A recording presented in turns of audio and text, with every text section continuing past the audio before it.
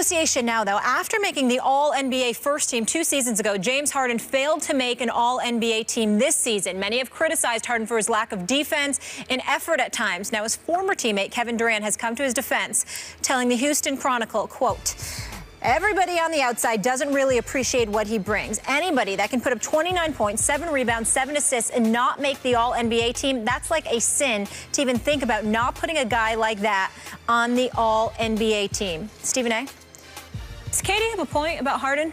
No, he does not. Where you going to put him? When you consider the year that the Golden State Warriors have had, when you consider LeBron, when you consider the greatness of Kevin Durant along with Russell Westbrook, and the down year that the Houston Rockets had, and the reason that James Harden was in the news, what do you expect?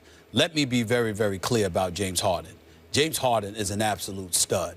He is a superstar offensive player. Defensively, sometimes he shows up, sometimes he doesn't. His greatest year as a defender was fresh off of playing with Coach K. In the, I think it was the pre-Olympics or whatever it was a couple of years back. And then he came on the basketball court and he showed more of a concerted effort on the defensive side of the ball. James Harden can do whatever's required. He's that elite of a talent.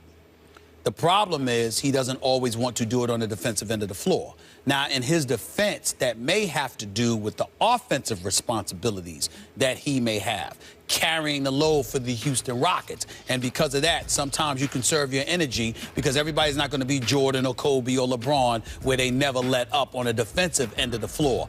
But nevertheless, that's been the case with James Harden. So Kevin Durant is not wrong for coming to the defense of his former teammate who never should have left OKC. The Thunder should have come up with the extra $4 or $5 million to keep him on board, no doubt. They probably would have won a championship in OKC before Kevin Durant decided to leave had James Harden never left. But nevertheless, he did leave. And Kevin Durant's not wrong for highlighting his greatness because James Harden is great. But he is a bit disingenuous in ignoring why people are somewhat critical of James Harden. Another thing to bring in the point, it is widely believed that James Harden is the reason that Kevin McHale was fired after 11 games into the season. He had a meeting with management, and the next thing you know, Kevin McHale is gone. Now, that may not be fair to James Harden because clearly he's categorically denied such a thing. But nevertheless, there are people who have been saying that about him in NBA circles. And how'd that work out without McHale? And how did that work out? Not very, very well, even though I do believe Bickerstaff did a damn good job considering the turmoil that surrounded the team. You've got a guy like Dwight Howard who's now in Orlando. Some people feel he's fell off and he's got a lot to prove. But Dwight Howard would make the case that, damn, I can't dribble the ball and pass it to myself. People should be setting things up for me and giving me the ball. And sometimes James Harden would look off. We could also look at James Harden and as electric and elite and sensational as he is as a basketball player. There's usually a lot of dribbling that takes place before he takes a shot. Well, how does that work when you got 4 teammates around you who aren't necessarily seeing the basketball that much? So again, Kevin Durant is not wrong when he talks about the greatness of James Harden, but considering the year that he had and what was the storylines that surrounded him and some of the cynicism that comes attached to him, you're not telling the whole story when you tell why he wasn't picked first team, because clearly people are saying it ain't all about the numbers. Sometimes numbers do lie just a touch. Kevin Durant is wrong when he calls James Harden a great player. Now, I want to be very clear about this. Yep, I want to be very clear about this. I'm sorry. He's not a great player. You're saying James Harden's not a great player? He's a very good player. He's not a great one. Go ahead. Now, and by the way, Carmelo Anthony, same thing right now. Well, right now, yeah. Yep. Well, go ahead. Go ahead. I'll get back to that James Harden thing. I'll get to the difference between good and great in a second. But yes. This is what, first of all, the league is changing under these players' feet. So some of the stuff they could do really well, for example, in the previous era, score in isolation, is much less valued now. And fans are getting more sophisticated. If you don't play defense, they recognize, see that other guy, maybe you're a little better in terms of, not even offensively, in terms of scoring the ball, but he actually plays defense. Here's the thing about Harden, and I want to make it very clear. There's a difference between a good player, a very good player, who really doesn't have the potential to be great. We've seen enough. We know it's not in there anywhere. and a guy like Harden. When I watch Harden play, I go, the question I always ask myself if you're supposedly elite in the NBA is, can you be the best player on a championship team? The answer for Harden is yes, it's possible. It's in there somewhere because we've seen him play defense at times. We see what he can do when he's playing the right way. He's capable of it. It's in there, but it hasn't come out of him yet. He was very bad in the finals when he was on OKC. Fine, he was coming off the bench. He and Westbrook and Durant somehow were a little inefficient, the three of them together. They were kind of less than the sum of their parts. The whole was less than the sum of its parts. I get all that.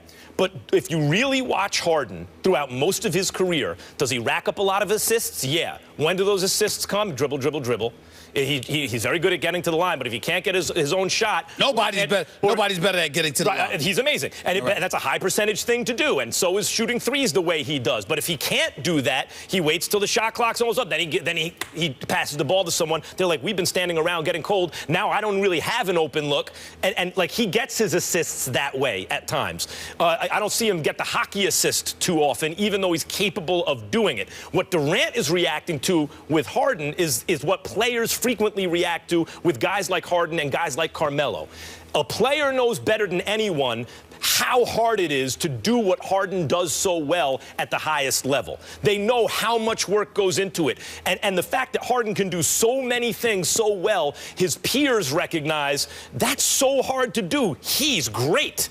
But it's not just that you have the tools, it's how you apply them. And James Harden has all the tools, does not apply them in a way where you can say that guy is a great NBA player. Couple of things. Number one, he's a career 85% shooter from the free throw line. He shot 86% from the free throw line the last 3 years, so we know that. High percentage player. Secondly, Kevin Durant wasn't just reacting to what you just articulated.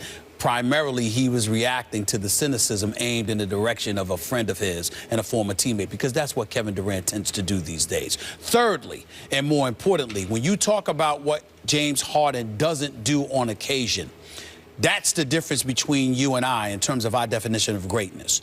My definition of greatness is a couple of things. There are times when James Harden didn't show up in big moments. Like, he was mad at me for years or whatever. I mean, we say hi and bye, but I mean, because he has damn right, and they better get over it, because I'm gonna keep telling the truth. The fact of the matter is that in that finals against Miami, there was an APB out on them. We couldn't find him. There were times when he was wide open at the free throw line, wide open at foul line extended, etc., elbow, and literally would not take shots, which is something we're not accustomed to seeing James Harden do.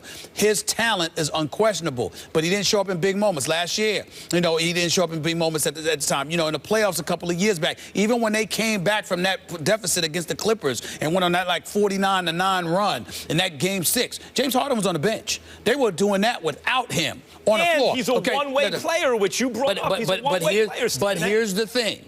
This is why I say you still can't deny his greatness. Despite all of those things you mentioned, and they're not wrong, you said the most important thing. What guys work diligently to pray and hope they can acquire, this guy does in his sleep. This guy averaged 29, he averaged 25, he averaged 26 a game, shoots better than 45% from the field, gets to the free throw line at will, got a nasty handle, can play the point, can do so many different things. That I'm speaking about is what he possesses, his skill set. I'm not always saying results. His skill set is the toolbox. He's got all the tools. Well, that means you can be greater. But how do you apply them? But the ball sticks with him. His teammates don't like it. And I'm saying to you that there's a difference. Just because you're great doesn't mean someone isn't great to her. But it doesn't take away from the fact that you're great. It's just an elevated level. We got a whole bunch of Hall of Famers. Does everybody deserve to be in the same room as Magic and Michael? Is James Harden an MVP caliber player for real? Is he an MVP? I thought he was, not this past season, but the season before. I disagree. I don't think the season before. I think he should be. The season before, I think he can be, but I don't think he is right now. Not right now, based on last season. Based on last season. You're doing very good. Right. You're sticking with great. Different definitions, though. D. Wade spoke with Kerry Champion in SportsCenter Sunday's Conversation. What did we learn about Wade going to Chicago, the newest Bull? We'll react. Tim returning to his hometown when we